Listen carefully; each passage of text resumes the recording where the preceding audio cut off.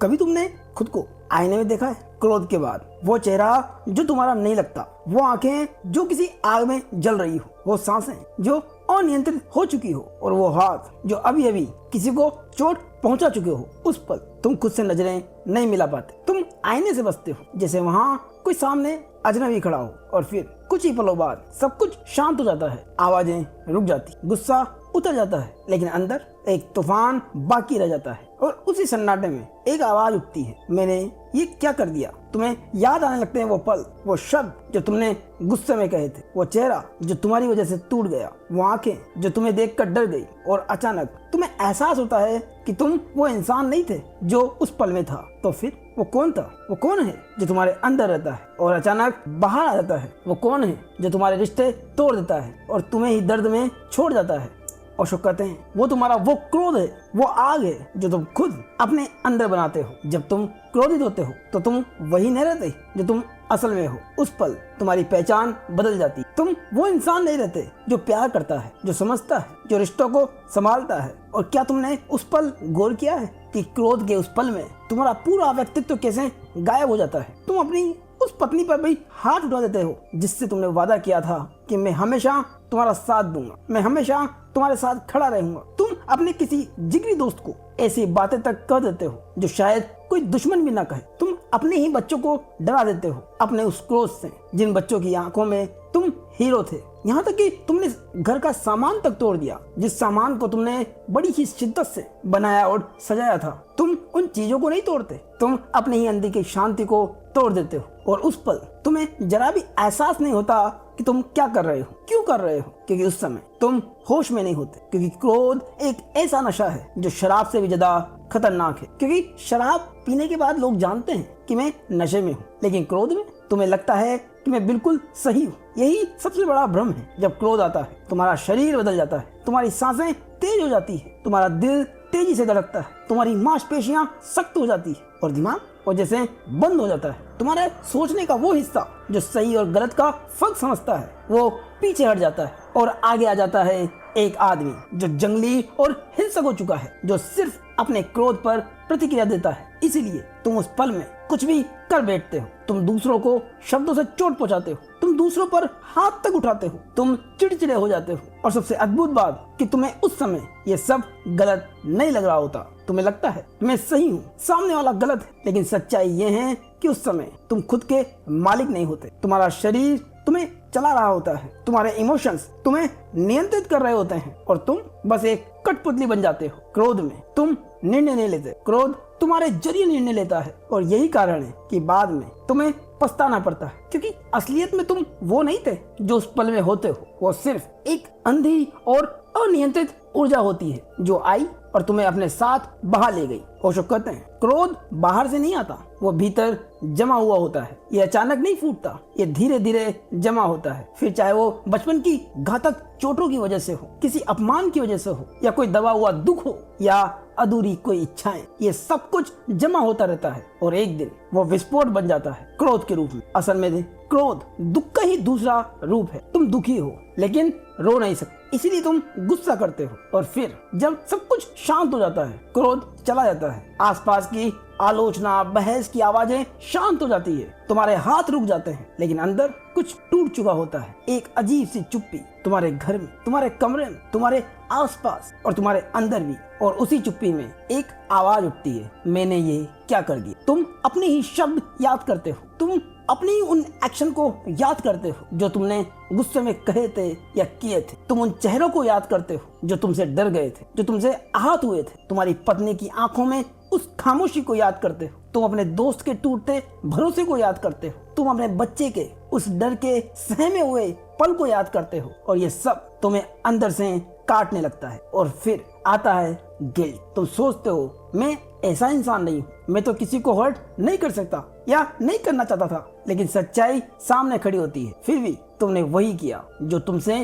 तुम्हारे क्रोध ने कराया। और यहीं से शुरू होती है आत्मगलानी। ये गिल्ट कोई साधारण चीज नहीं है, ये धीरे धीरे तुम्हें अंदर से तोड़ता है। तुम खुद को जज करने लगते हो, हर बार आईने में खुद से नजरें चुराने लगते हो। तुम्हारे अंदर एक आवाज बार बार कहती है तुम अच्छे इंसान नहीं हो, और वही आवाज धीरे धीरे तुम्हें बदलने लगती। तुम खुद से नफरत करने लगते हो, तुम अकेले रहने लगते हो, तुम अपने ही लोगों से दूर भागने लगते हो, तुम अपने ही लोगों से नजरें नहीं मिला पाते, तुम अपने दिल की बात अपने लोगों से नहीं कह पाते, तुम्हें लगता है सब मेरे खिलाफ, रिश्ते धीरे धीरे टूटने लगते, लोग तुम्हें माफ भी कर देते हैं, लेकिन वो विश्वास जो पहले जैसा नहीं रहता, तुम्हारे और उनके बीच एक दीवार खड़ी हो जाती है। और सबसे दर्दनाक बात, तुम खुद को माफ नहीं कर पाते, तुम बार बार वही सीन याद करते हो, वही शब्द, वही गलती, वही गुस्सा, और हर बार तुम्हें लगता है काश मैं उस पल को बदल पाता, लेकिन समय कभी पीछे नहीं जाता। और इस तरह क्रोध सिर्फ उस पल में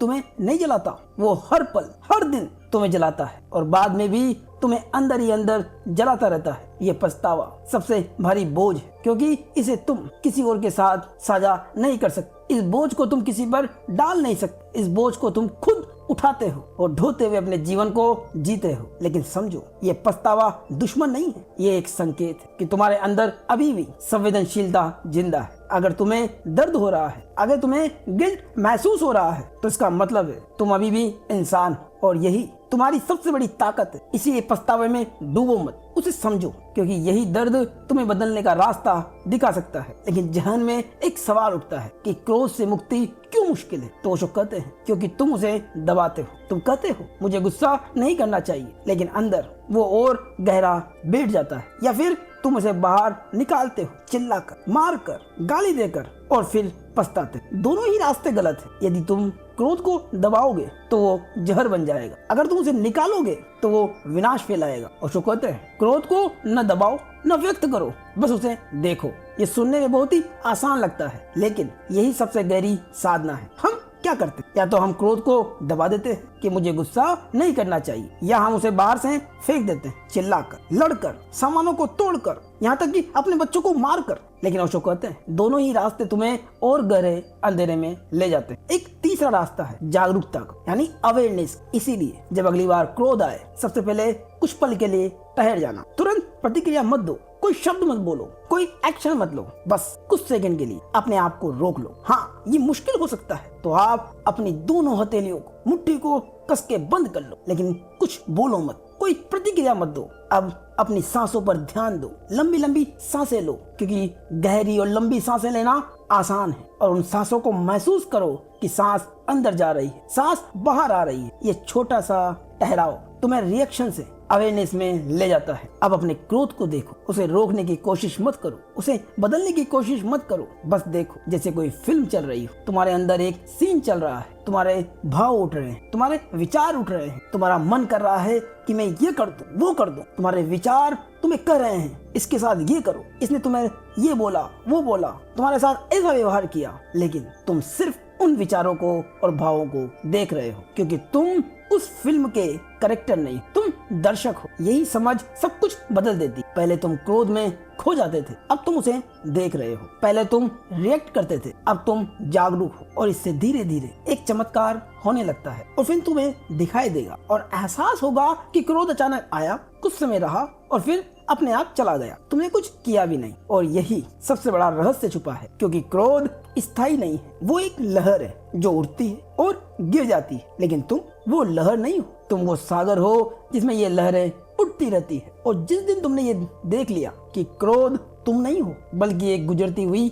ऊर्जा है, उसी दिन तुम क्रोध से आजाद हो जाओगे। अब क्रोध तुम्हें कंट्रोल नहीं कर सकेगा, अब तुम उसके गुलाम नहीं रहोगे, तुम सिर्फ देखोगे और वो अपने आप खत्म हो जाएगा। ओशो कहते हैं कि जागरूकता कोई लड़ाई नहीं है, ये सिर्फ एक दीपक जलाना है, और जब रोशनी आ जाती है तो अंधेरा अपने आप चला जाता है। लेकिन एक सवाल जो जहन में अभी भी है कि इसे बाहर कैसे निकाला जाए, तो ओशो कहते हैं ज्ञान तब तक अधूरा है जब तक वो अनुभव में न उतरे। इसीलिए अब सिर्फ समझ काफी नहीं है, उसका अभ्यास भी जरूरी है। उसके लिए ओशो 4 पद्धतियों के बारे में बताते हैं। पहली, अपनी सांसों पर ध्यान दें। जब गुस्सा आए, सबसे पहले अपनी सांसों को पकड़ो, 4 सेकंड में गहरी सांस लो, 4 सेकंड में उसे रोक के रखो और 6 सेकंड तक उसे धीरे धीरे छोड़ो। ये कोई साधारण टेक्निक नहीं है, ये तुम्हारे नर्वस सिस्टम को शांत करती है। क्रोध के समय तुम्हारा शरीर फाइट मोड में चला जाता है, लेकिन जैसे ही तुम सांस पर ध्यान लाते हो, तुम काम मोड में वापस आने लगते हो। जैसे ही तुम 10 से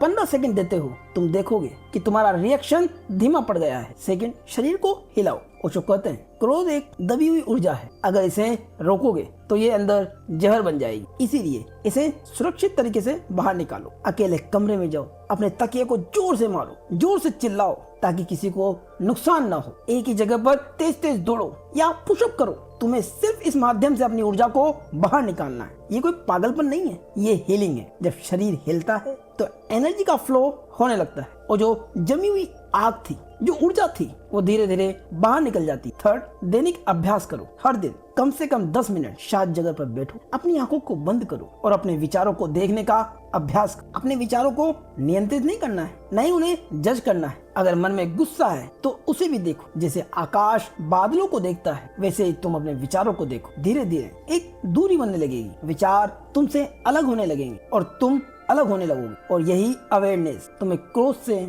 आजाद करती। फोर्थ, अपने ट्रिगर्स को पहचानो। हर क्रोध का एक कारण होता है। खुद से पूछो, मुझे गुस्सा कब आता है? किन लोगों के साथ ज्यादा गुस्सा आता है और किस बात पर मुझे ज्यादा गुस्सा आता है? क्या मुझे किसी अपमान के डर की वजह से गुस्सा आता है, या किसी कंट्रोल के खो जाने के डर से गुस्सा आता है, या ये कोई एक्सपेक्टेशन टूटने का दर्द है? अक्सर क्रोध सामने वाले की वजह से नहीं, तुम्हारे अंदर ही अधूरी कहानी की वजह से आता है। जब तुम अपने ट्रिगर्स को समझ लेते हो, तुम्हें पहले से पता चलने लगता है कि ये सिचुएशन मुझे ट्रिगर कर सकती है, और तब तुम तैयार रहते हो कि मुझे रिएक्शन नहीं करना, तुम फिर रेस्पॉन्स देते हो। ये टेक्निक कोई जादू नहीं है, लेकिन अगर तुम इन्हें रोज थोड़ा थोड़ा भी अपनाते हो तो धीरे धीरे तुम्हारा गुस्सा कम होगा, तुम्हारी अवेयरनेस बढ़ेगी, तुम्हारे रिश्तों में मिठास आएगी, लोग तुम्हें पसंद करने लगेंगे। याद रखो, क्रोध कोई खत्म करने वाला गोल नहीं है जिसे तुम जड़ से मिटा सको। तुम्हें उसे समझना होगा, और ये ट्रांसफॉर्मेशन करना ही असली हीलिंग है। जिस दिन तुमने क्रोध को समझ लिया, तुम्हारे अंदर